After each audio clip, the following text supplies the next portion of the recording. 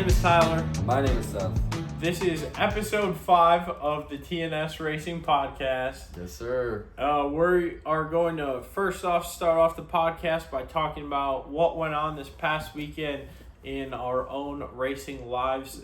Seth, if you want to start it off and let them know what happened in your corner this past weekend. Yeah, so we raced at Wilmot with the IRA. It was Founders Night. So 35 410s checked in, 21 wingless showed up. So we did all right, I'd say. Our qualifying needs to just kind of get better. It was kind of a tricky and challenging track.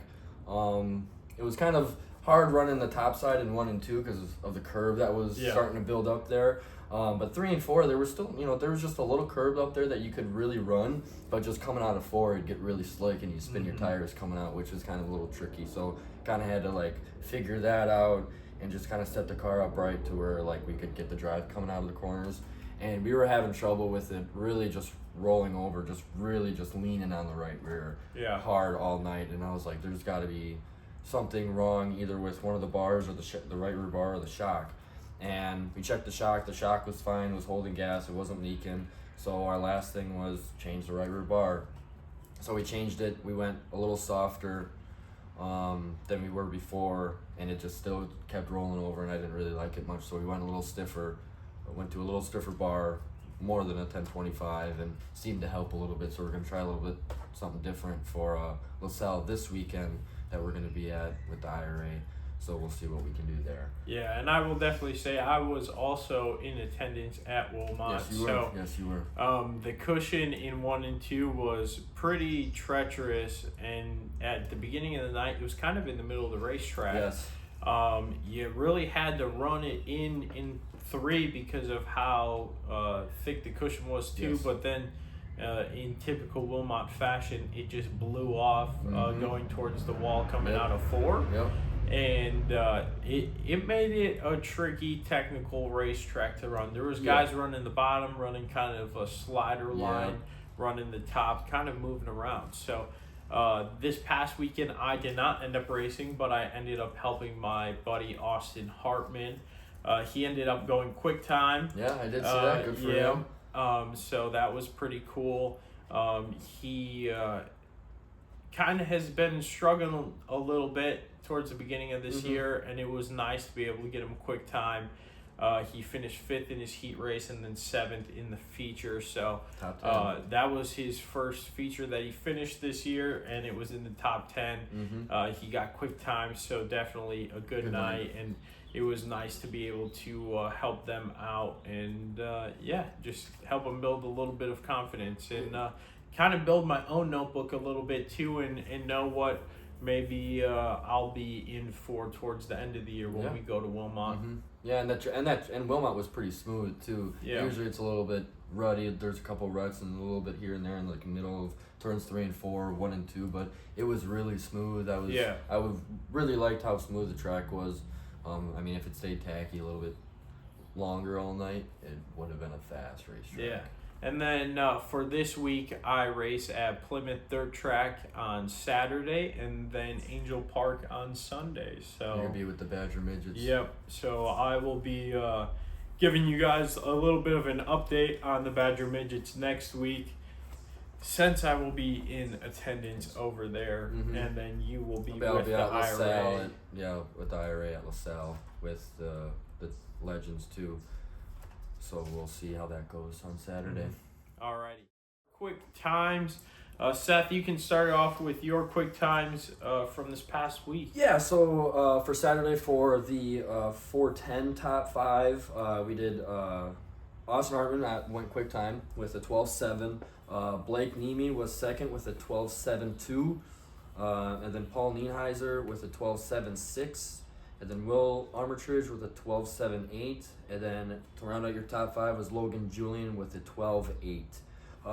Those times were pretty close all night. All top 5 guys were pretty quick all night. And then for the wingless, the top 5, Tim Cox was your quick time with a 15.011. Second was Rusty Egan with a 15.06. Then third was Alan Hafford with a 15.217. Then fourth was Chris Klemko with a 15.28. And then round out your top five was Eric Wilkie with a 15.288. So that kind of rounds out my quick times for this weekend for Saturday. And then what did you get for quick times for this week? All right, so we had Tuesday was our first night of racing with the High Limit Series. That was at Grandview Speedway. Quick time, we had a split group qualifying because of how many cars were out there. So Group A was Giovanni Selzi, and then Group B was Stacey Pursley. Thursday was Jacksonville Speedway. With a quick time of David Gravel. We had Wu at Knoxville then on Saturday. Yes. And then they had enough cars for a split qualifying. Yes, so Group A ended up being Aaron Reitzel, and then Group B being Garrett Williamson. I believe there was like 2/10 difference from Group A to Group B's qualifying, so definitely good thing that they had like a split qualifying effort, because Group A, their top five I think was all faster than Group B's fastest car. When I was looking at the times, from Flight A to Flight B, it's pretty close. Anybody. It's pretty close, but there's definitely a drop off there. And then we had Houston Speedway, so they were supposed to race on Sunday, but that got rained out, so they ended up racing yesterday. And quick time went to Sheldon Hoddenchild. So those were all of our quick times. Definitely some people that we're going to talk about here in the near future. A lot of speed has been made by some of these people, and it's always interesting to see who's able to rip off that time at the beginning of the night. Yeah, it's always good to see someone rip off a really fast time and then finish the feature in the top, you win the feature or be in the top three. And just as much as I do, qualifying nowadays is the biggest thing. It sets up your entire night, and if you do not qualify good, you're gonna have a hard time gathering together the rest of your night. I'll give a perfect example. My first 2 weeks from after Sycamore, I qualified in the top 10 and finished inside the top 10. And then this past Saturday I didn't qualify too well and finished my heat, didn't transfer through the heat race, so I ended up getting my time back and starting in the back. So it's just like the qualifying it's always key to everyone, and sometimes qualifying isn't really a lot of people's expertise. Some people aren't really that good at qualifying, and some people are. Then they're really good racers, and then some aren't. It all depends on what people are good at and what they are. So I'm gonna get into our hard chargers. Starting off at Grandview on Tuesday, we had Justin Peck going +8. Jacksonville Speedway with World of Outlaws, we had Emerson Axum going +9.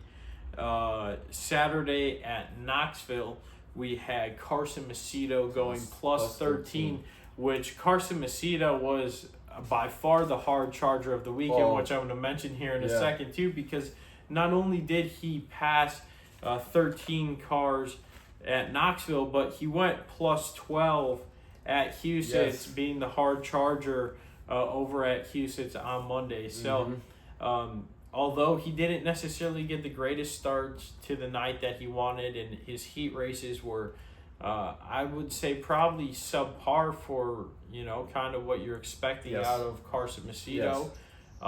But those features, he passed a lot of cars, and he was definitely on a mission to go forward. He sure was. If you want to get into some of your hard chargers. my hard chargers for the weekend, we'll start off with Saturday with the IRA. The hard charger was Matt Vanderveer with +9. He was making the bottom work. He was slow rolling the bottom, keep straight line braking. It was almost like kind of watching like a dirt cart kind of go through, kind of just go through the rhythm of it. And he was real smooth with the car, and so I kind of he did get the hard charger on that one. And then for wingless, She did +4, and that was Trinity. She's another one that likes to slow roll the bottom and just kind of straight line braking, and that's kind of her go-karting past in her. Yeah. And so that kind of helps her a bit. And then so for IRA for Sunday, they're at 141 this weekend too as well. I had Clayton Rossman +6. I believe he finished.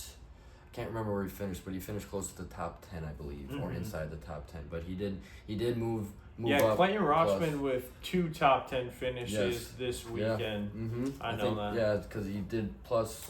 I don't know where he fit. I think he did finish in the top 10 on Saturday at Wilmot. So it's good to see him, do good and see him in the top 10 and see him exceed more into the IRA 410. So.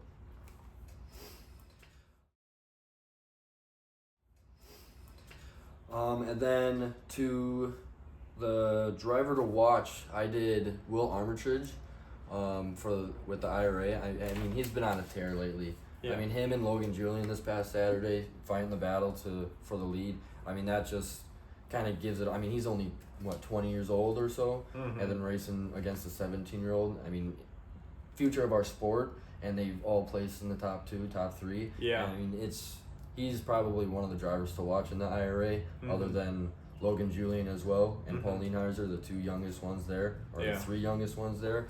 So Will Armitage is probably my driver to watch. He's been. I have 2 drivers to watch. Actually, now thinking about it, we just mentioned one of them. I'm gonna go with Clayton Rossman out of the IRA camp. He is not one mentioned with the the Paul Nienheisers or the Julians or whatever, but Clayton Rossman knows how to drive a sprint car. Yes, he does. Yes, he does. And it'll be interesting to see as he gets a little more comfortable behind the wheel. I think he's definitely going to be, he's maybe not a championship contender at this point in time, but I definitely feel like he's capable of contending for a feature win. Battling those guys up front. He can hold his own, and as they figure out their program, I feel like he'll definitely be one to watch. Yes. Another one to watch is pretty obvious, which I'm going to go over some of the winners here in a minute from this past weekend. But Aaron Reitzel, he's been he's been winning a lot lately, and you can't deny it. Like, if somebody wins that much, you're forced to watch him. I don't think he's going away anytime soon. Nope. No, I don't think so. And I definitely feel like he's going to be one to watch, especially as it gets warm out. You have some of your bigger money races. It's going to be Knoxville time soon. Yep. He's been fast at short tracks, at big tracks. No matter where they go, Aaron Reitzel has been fast. So he's definitely my main driver to watch, obviously, just with the success that he's had. Yeah. So before we go into our hard luck in the race of the week, I'm just going to go over some of the winners that I had from this past week. So we had Aaron Reitzel winning at Grandview. Jacksonville Speedway was Carson Macedo. So Carson wins one night and then goes plus 13 and plus 12 the other nights. So he definitely has some speed in the race car. Sure does. Saturday night, Aaron Reitzel wins again. All right, so he's how many wins is that already? I don't know. 7? I would have to say I believe, and I may be wrong, but either Chase Dietz or Aaron Reitzel is like one of the most winningest sprint car drivers in the country right now, as far as it goes this year. And then we had Michael Buddy Kofoid winning at Huset's. To be honest, I wish I would have went on the betting apps for that one. I probably could have told you that the 83 or the 17B probably would have been in victory lane. Yeah. I was hoping for maybe an old school Don win, a Donnie Schatz win at Huset's, but I definitely, I was actually texting back and forth with some of my other buddies, and I was saying, I think I got my money on that 83. He was starting from 7th, but I knew he had speed, and it was a 35-lap feature. Yeah, so he had the speed all through that feature. It was insane. And speak of Donnie Schatz, we did have 2 family members of Donnie Schatz over the weekend with the IRA, and that was Amelia and Layla. They are traveling with the IRA tour this year, so they're Mm-hmm. gonna try to get their feet wet. I feel like with the IRA, trying to get a little bit competition. Yeah, in. from what I know, they're supposed to be racing with them for a couple of weeks, and Scotty Thiel's been on the wrenches helping out Yep. with their program as far as like the whole Wisconsin thing goes. So they've been making some features, so Yeah, that's pretty good. cool. We had a couple barn burners this weekend. We did. But we decided on this one as it was probably the closest one. You could say the Indianapolis 500 was the closest race, yeah. but Yeah. we'll stick with our dirt track Dirt racing trackers. roots. And Seth, if you want to introduce the race of the week this week. So the race of the week, didn't we? I believe we went with the 141 race. Yep. With Paul Nienheiser winning, because didn't he? He passed Travis Aarons right at the end. Yes, right. I think it was the last lap, right? Coming out of 4, Yep. slid up into him, and it was really didn't slide. It was slide in front of him, and it was a beautiful move that he did, that he made, and it was for the win. And he had probably one of the best races then, because didn't he ended up going The night before. The night before, Well, didn't he the go night over? before he ended up going over. In the heat race, he kind of stuffed his nose under Travis Aarons, got the nose wing wrecked off. They changed the nose wing. He goes out for the feature, tips it over on his side, and like knocks a front end and takes out a couple wings and stuff. Comes back the next day and wins it. Hey, if that doesn't show confidence and motivation, man, it just proves it right there. And when you have a bad night like that, you have to be able to recover, especially when you're racing for points. Especially, And speaking about championship and points, what are you thinking, Seth? So for the IRA, the top 3, between it was pretty close going into Wilmot. It was between, I believe it was Nienheiser and Julian, and I think it was like a 3-point differential between the two. And then going into 141, after 141, we have Will Armitage with leading the points with 642 points. And then we have Travis Aarons behind him, minus 13. He's at 629. So that's kind of a pretty close battle. But then in third, we have Paul Nienheiser at 620. So he's about a 9-point differential behind Aarons. So that's a pretty close battle. So any time this week, if whoever finishes better, one of them will end up moving up or moving down, depending on how they all do this past weekend. So that's kind of like the 3 points to watch, the top 3 to watch for the IRA. So I kind of feel like that's going to be interesting to watch throughout the season. Yeah. Or hard luck for this past So week. for my hard luck, I did Tim Hattie Jr. at 141. I kind of saw like a little clip of the incident. He ended up clipping the outfield, the outside wall, and ended up clipping the fence and going over a couple times. He was okay, but he was our hard luck driver for me at 141. It seemed like he just kind of came in up a little too high and just kind of got in little marbles and just whacked the wall and just up and over. And usually that's racing sometimes, and half the time you can't really control it because it's just out of your control sometimes. It's just the car just goes away from you and you're just like, oh, you're along for the ride at that point. Speaking about being along for the ride, Ryan Timms ended up going for a little bit of a ride at Huset's. He got plugged up in the cushion. The front end kind of pulled to the right and sent him towards the wall. He lost control, and just like you said, he's along for the ride at that point in time. Just ended up hitting the wall, and it just sent him, with how the banking is at Huset's, it kind of just sent him tumbling down the racetrack then. So my hard luck went to Ryan Timms. That was only on the 3rd lap of the feature, and I felt like he was pretty fast.